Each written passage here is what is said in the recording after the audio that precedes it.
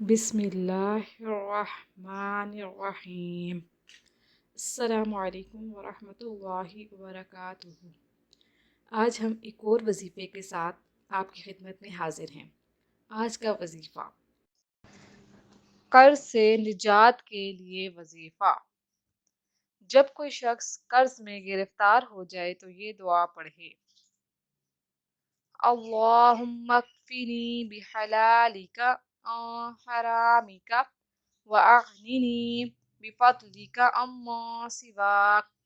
ترجمہ: اے اللہ، تو مجھے اپنا حلال رزق دے کر حرام سے بچا دے اور اپنے فضل و کرم سے مجھے اپنے ما سوا سے بے نیاز کر دے۔ مزید وظائف کے لیے ہمارے چینل کو وزٹ کرنا مت بھولیے گا اور جاتے جاتے ہمارے چینل کو سبسکرائب کر دیجیے۔ اللہ پاک ہم سب کو ان وظائف پر عمل کرنے کی توفیق عطا فرمائے۔ ہمیں اپنی دعاؤں میں یاد رکھیے گا۔